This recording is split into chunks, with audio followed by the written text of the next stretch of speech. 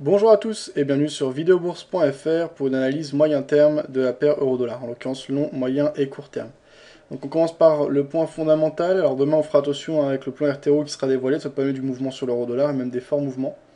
Au niveau des titres importants aujourd'hui, on a feu vert du Parlement français au mécanisme européen de stabilité.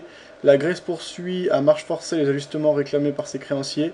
Déficit, Bruxelles rappelle à Madrid ses engagements pour 2013. L'entrée imminente de General Motors dans PSA.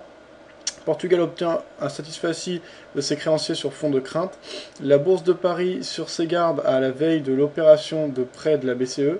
Grâce aux billets en francs non rapportés, l'État empoche un demi-milliard d'euros. L'Irlande va organiser un référendum sur le pacte budgétaire européen.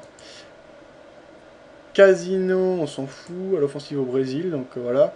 Le champagne ignore la crise grâce aux exportations. Voilà donc les gros titres. Donc pour faire une synthèse rapide, je dirais qu'on a toujours des grosses craintes par rapport à l'économie européenne, qu'il n'y a pas de nouvelles particulières, désormais c'est des craintes systémiques et des choses qu'on a depuis longtemps. J'ajouterais que désormais les banques sont bien plus inquiètes que ce qu'on avait auparavant depuis qu'il y a eu l'exemple de la Grèce et que les banques ont vu que des garanties d'État valaient plus qu'elles valaient autrefois et que des États peuvent faire faillite et en tout cas peuvent au moins effacer une partie de leur dette. Donc on a plus de pression au niveau des pays qui sont fortement endettés. On a des pays émergents qui continuent à se développer à l'image du Brésil dont on a entendu parler. Et demain, on aura un plan de relance donc annoncé en Europe qui devrait théoriquement dévaluer l'euro, mais ça peut avoir des conséquences plus long terme. Il faut voir s'il a été pricé, etc. Mais bien sûr, en général, hein, quand on injecte des liquidités, on fait tourner la planche à billets, ça dévalue la monnaie. Maintenant, il faut voir qui, dans le couple de chaque parité, qui joue le rôle d'actif à risque, qui joue le rôle de valeur refuge, comment ça va être interprété et digéré, on va dire, oui, interprété, on peut dire, par les investisseurs et les marchés. L'évolution ça va donner, est-ce que ça va amener de l'enthousiasme, comment ça va être jugé quoi. Est-ce que ça va amener de l'enthousiasme ou est-ce que ça va amener du pessimisme et de la crainte. Pour terminer, demain on va voir ce qu'on a. Aujourd'hui on a eu des bonnes nouvelles, plutôt bonnes en tout cas par rapport à l'économie américaine. Demain on aura des nouvelles, on aura le PIB américain et à 16h on aura le directeur de la Banque Centrale Américaine Berlin qui parlera. Surtout on regardera le RTO, relatif à l'économie européenne, donc qui est en fait le plan de relance, hein, et donc voilà la planche à billets qui tourne à plein régime, et les nouveaux plans de Monsieur Draghi, comme on a annoncé, hein, l'année du Draghi, qui sera sous le signe de, de l'ajout de liquidité, et de rachat par elle-même de la dette européenne. Dépenses de consommation en France à 8h45, voilà, quelques nouvelles relatives à l'économie européenne de faible importance, les plus importantes sont relatives à l'économie américaine, et le plus important de la journée sera bien sûr ce RTO, je sais plus exactement. Vous voyez de quoi je parle de toute façon. Ok, on passe au graphique journalier. En graphique journalier, on a une dynamique de fond qui est baissière. Alors, on a le long terme tracé en vert, le moyen long terme tracé en noir. À court terme, on est sur une phase de correction. On approche des zones de résistance oblique baissière de fond. On a des acheteurs qui sont toujours forts malgré un signal de reprise en main lundi par les vendeurs. Tant qu'on est sous la résistance oblique baissière tracée en noir, j'ai dit qu'à moyen long terme, je ne prendrai pas de position acheteuse et je vais me concentrer sur les signaux de vente. J'ai dit hier, j'aurais pu prendre position sur terminer sur l'angle bord, on n'a pas terminé là-dessus. Aujourd'hui, on a une bougie verte, donc je ne prends pas position dans ce contexte.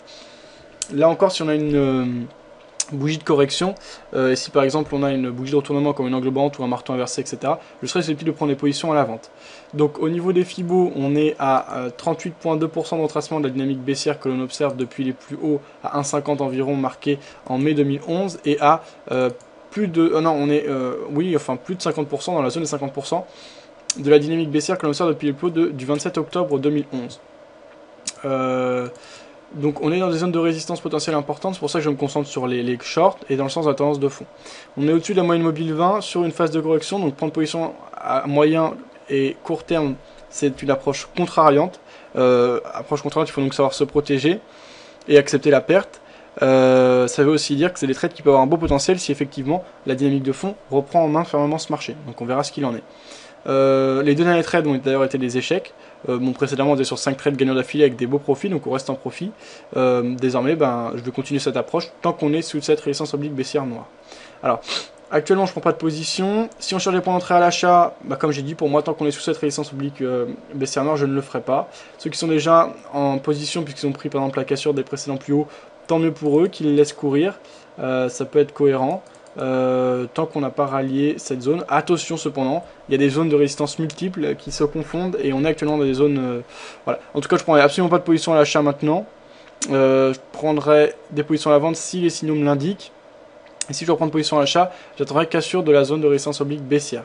Ou des 61,8% de rotation de la dynamique baissière que l'on avait eu depuis les plus hauts du 27 octobre, puisque si on casse les 61,8% de retracement d'un mouvement précédent, théoriquement on est censé rallier et retracer entièrement ce mouvement. On verra ce qu'il en est. Donc ça c'est ce que je voulais dire en journalier, je pense avoir fait le tour. Et fondamentalement, toujours un sentiment de crainte quand même par rapport à l'euro, tout ne s'efface pas, et donc des mauvaises nouvelles peuvent tomber et amener des gros mouvements très rapidement. De plus, à mon avis, mais là je peux me tromper, hein, je ne suis pas spécialiste, le plan et l'annonce de demain devraient plutôt impacter à la baisse l'euro, et par contre tirer à la hausse les actifs à risque, c'est pour ça que ça pourrait être mitigé dans le cas du couple euro-dollar. On verra ce qu'il en est. Alors je passe au H1. Alors en H1 aujourd'hui on a vu qu'on avait des mouvements mais que ça ne s'est pas concrétisé. En effet on est sur une dynamique de fond haussière, donc tracée en marron sur mon graphe, sur un élan haussier court terme que j'avais matérialisé par le support oblique haussier tracé en noir sur mon graphe. Les vendeurs ont mis de la pression, ont tenté de casser ce support et on a réintégré le canal. On a eu juste l'ombre qui est passé en dessous. Ce qui est un signal mitigé qui indique à la fois une tentative des vendeurs mais une tentative échouée des acheteurs qui sont assez forts. En tout cas, ils sont pour le moment pas assez forts pour casser les précédents plus hauts, donc on est vraiment dans une phase d'hésitation, et je ne conseille pas de prendre position dans ce contexte, mais d'attendre d'y voir plus clair, avec par exemple, pour du moyen terme, soit la cassure des précédents plus hauts si on rentre à l'achat, soit la cassure du support effectif pour prendre des positions à la vente, et éventuellement aller chercher d'objectifs que l'on pourrait définir avec les Fibonacci, en prenant les plus bas et plus hauts du dernier mouvement, donc en l'occurrence du mouvement haussier que l'on observe depuis le 16 février dernier, et si on prend plus long terme, depuis mi-janvier. Avec la grosse phase de correction haussière. Alors je termine par le court terme, en M15 ici.